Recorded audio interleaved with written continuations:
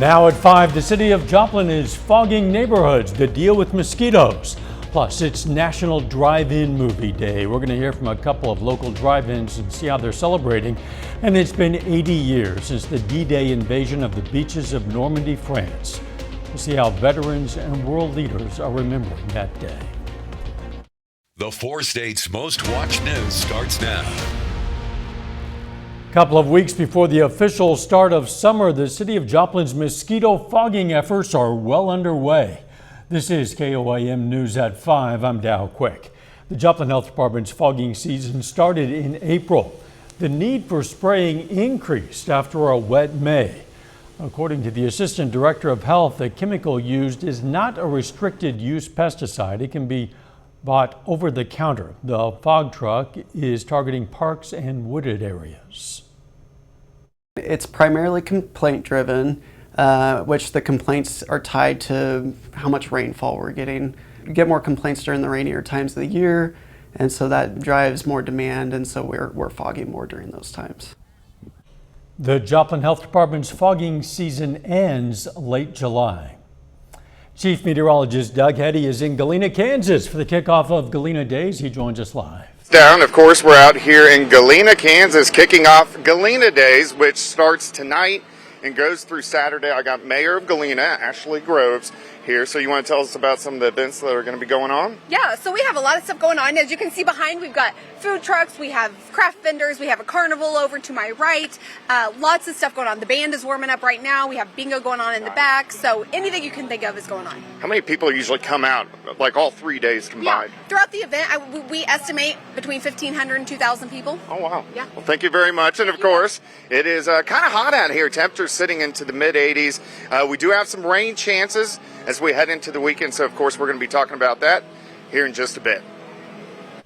Doug, thanks. This is National Drive-In Movie Day. The 4 states has 2 drive-in theaters, both of which are putting on special deals for their patrons. Moviegoers can either make their way to the historic Route 66 drive-in just outside of Carthage or the Barco Theater in Lamar. Back in the end of July, 1st of August, we had a severe storm that severely damaged the old screen tower to the point where it wasn't safe to keep going. And at the end of the season last year, we closed a little early in November and they tore it down. And then they started the reconstruction for this new one in March. And what you see behind me is the result. Yeah. The Route 66 drive-in will allow cars in free of charge and will show the Lego Movie at 9 p.m. The Barco Theater in Lamar will show Willy Wonka and the Chocolate Factory for $5 per car at 8:30. The Mercy Cancer Center in Joplin today hosted a picnic for cancer survivors. The picnic had a 60s and 70s theme. Guests were able to learn about the stories of survivors and the care team who celebrates their survivorship with them. This is something that the staff and everyone looks forward to so much. It's a celebration of life, and for everyone who has fought the battle, is fighting the battle, or will fight the battle, we're here. It's a chance to have fellowship and good times. Attendees were also able to paint a rock for Mercy's Rock Garden. The heroes of World War II, both those who died and those who survived, are being honored today in ceremonies marking 80 years since D-Day, the start of the Allied invasion against Nazi Germany that led to the end of the war in Europe. Elaine Cobb is in Normandy, France, where President Biden warned that democracy is now more at risk than at any point since World War II. President Biden and the First Lady bowed their heads in front of a wreath at the American cemetery overlooking Omaha Beach, where more than 9,000 U.S. soldiers are buried. Monsieur Bill Cassasa. Earlier, he was joined by French President Emmanuel Macron, who bestowed the Legion of Honor, France's highest award, on 11 U.S. World War II veterans. In memory of those who fought here, died here, literally saved the world here. Let us be worthy of their sacrifice. The president marked the 80 years since the D-Day invasion by saying the US and its allies will not walk away from Ukraine as it continues to defend itself against Russia. We're living in a time when democracy is more at risk across the world than any point since the end of World War II, since these beaches were stormed. Before the ceremony, the president met with some of the men who survived World War II, all of them pushing 100 years old or even older. Onofrio Zicari from Syracuse, New York, was 21 years old when he landed here. We landed and we had to crawl on the beach, really. I looked over and there's this GI. He was sitting on his helmet and he was holding his guts. The war brings nothing but misery, nothing but misery. With each passing year, fewer and fewer veterans remain to tell the world what happened that day. Elaine Cobb, CBS News, Normandy, France. Russia was not invited to the commemorations, even though it was a key ally during World War II because of Russia's current war against Ukraine. The International Space Station gained another 2 NASA astronauts today, taxied there by Boeing. NASA test pilots Suni Williams and Butch Wilmore were welcomed aboard the orbiting laboratory by NASA's SpaceX Crew 8, who've been there since early March. Williams and Wilmore arrived on Boeing's Starliner after the space capsule encountered helium leaks and thruster problems. The leaks impacted the capsule's propulsion system, and 4 malfunctioning thrusters delayed the docking for more than an hour. Some of these things could be minor problems, unrelated. I mean, all spacecraft have little glitches that we don't talk about that much, but in the case of the Starliner, their history of delays getting to the launch pad and getting into orbit makes all of that more interesting, I guess, than it would normally be. The astronauts have been testing the capsule's systems in hopes of giving NASA confidence the spacecraft is ready to begin regular flights. NASA hired both Boeing and SpaceX to ferry astronauts to the ISS after retiring its space shuttle program. Still ahead, we're going to have the results of crash tests for some of the top-selling SUVs on the market. And next in Health Watch, why a growing number of female doctors of color are leaving their jobs. Topping today's Health Watch, artificial intelligence is accelerating the discovery of new antibiotics.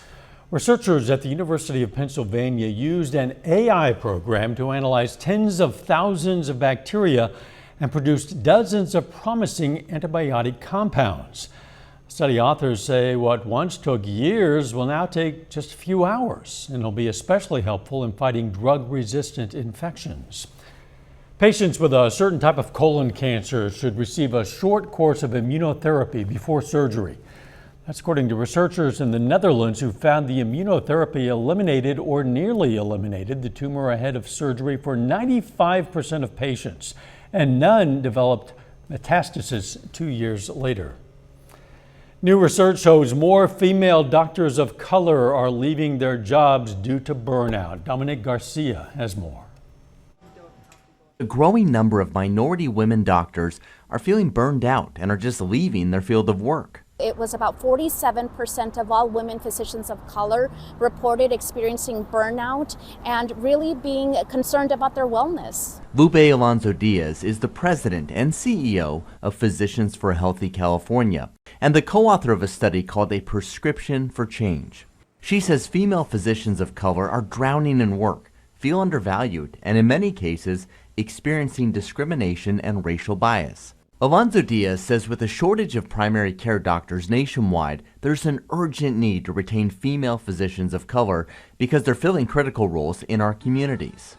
That are much more likely to go and practice in those underserved communities where we have low-income, under-resourced communities. So, what are some of the solutions to retaining more female physicians of color? The more that employers can create policies and practices that support all physicians, and particularly women physicians of color, the more that they'll be able to retain them. The study suggests other recommendations, like allowing anonymous employee feedback and compensating them for their work in equity, diversity, and inclusion roles.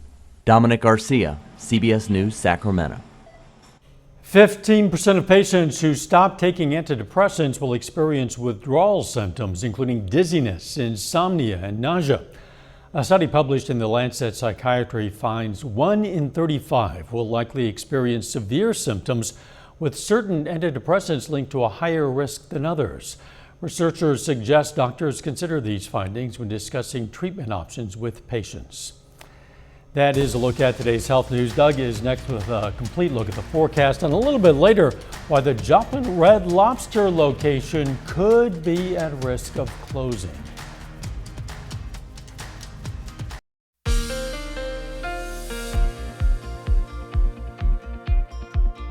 Well, of course, we're out here in Galena, kicking off Galena Days, which starts tonight and then goes into Friday and then also Saturday, always a big event, which goes on every single year. It is kind of hot out here.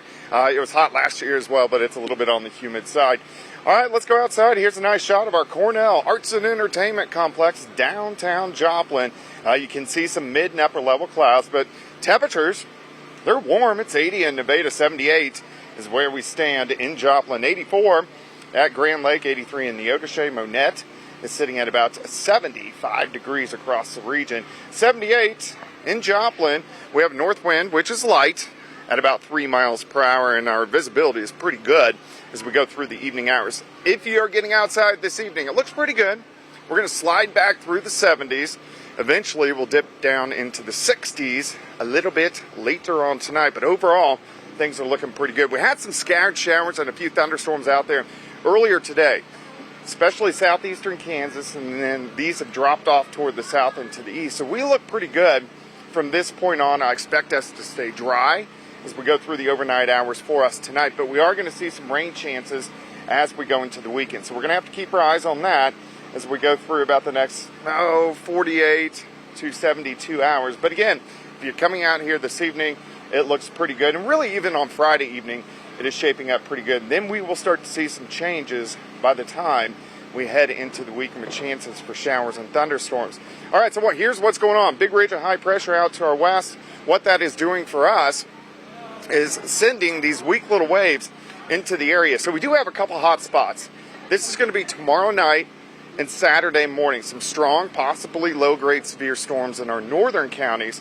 And then as we go into Saturday night and then Sunday morning, our entire area, we're going to call it a hot spot for at least chances for low-grade severe storms. So we need to watch that as we go through really the next couple days. But as we go into tonight and then heading into the daytime hours for us tomorrow, our temperatures are going to drop back into lower 60s a little bit later on tonight. And then we'll start into the lower 60s as we go into the daytime hours for us tomorrow. And we should have plenty of sunshine across the region, but we will see some clouds, which will start to increase as we get into the afternoon. And our temperatures are going to be right around 85, 86 degrees. If I can get the graphics to go here, I don't know what happened here. Let me try one thing here. But we'll have chances for showers and thunderstorms getting in here as we go into the weekend. So for us tonight, of course, temperatures are looking pretty good. You can see the clouds kind of shifting through. As we go into Friday, our temperatures are going to warm into the mid-80s by the time we get into the afternoon. But once we get into tomorrow evening, we'll start to see some chances for showers and thunderstorms moving into the region. And some of those could be strong or severe. 87 for us tomorrow, 87 on Saturday, 77, a little bit cooler on Sunday, and then warming back up into the mid to upper 80s by the time we head into late next week. Down. All right. Thanks, Doug, and have fun at Galena Days. Bolivian scientists have unlocked a way to potentially track glacial changes faster. They're using equipment they say is capable of tracking hourly changes to the size of glaciers. Glaciers contribute significantly to water supplies across the Andes mountain range. Water supplies there have been stressed by extreme weather, and these measurements help researchers establish a baseline for monitoring the changes. The baseline, you can then take actions. You can improve your reservoir capacity. You can make sure as well that the water demand is, of course, adjusted, or that you need as well to think about more reservoirs. The World Meteorological Organization reported yesterday there is an 80% chance in the next 5 years the global temperature will exceed the 1.5 degrees Celsius target set in the Paris Climate Accord. When that was adopted back in 2015, the chance of crossing that critical barrier was near zero. Coming up, we're going to learn which of the top-selling SUVs will keep you safest in a crash.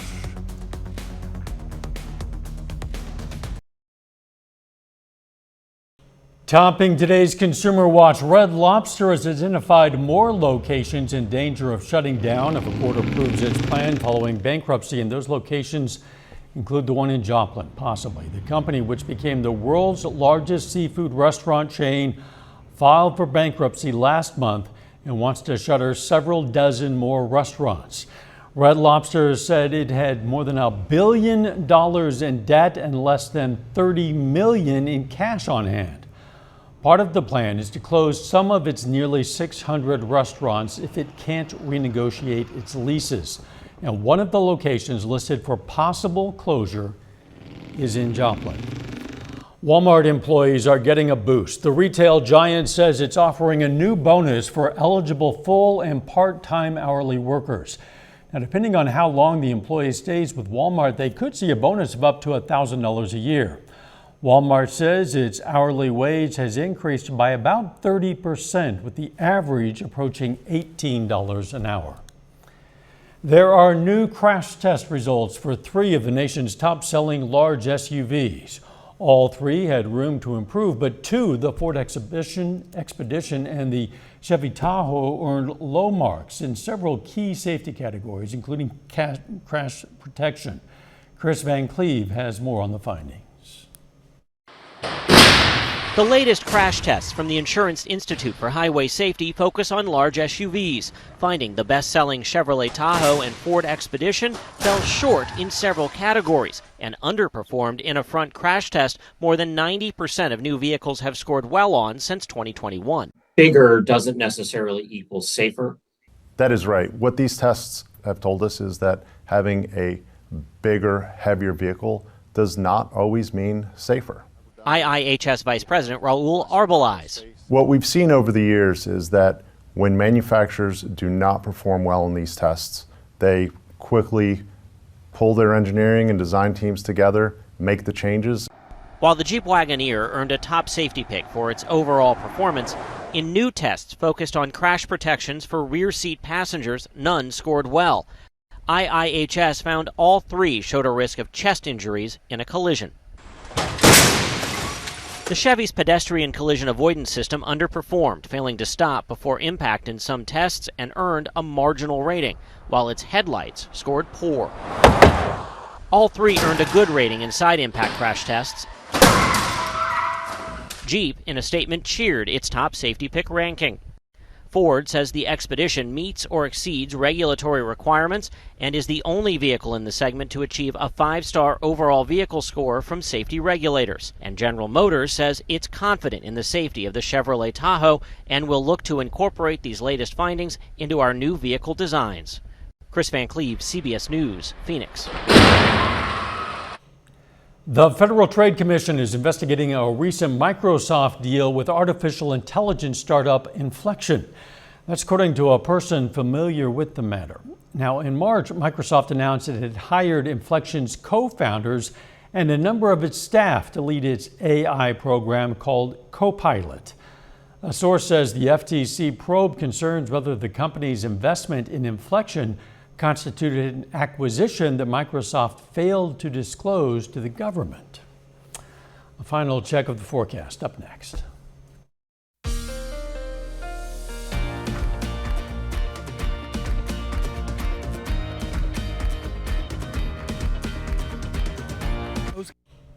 Up next on the CBS Evening News, why so many schools are struggling to pass the test when it comes to infrastructure. Then on KOAM News at 6, we're going to have the latest on the house fire in Parsons, Kansas that injured multiple victims.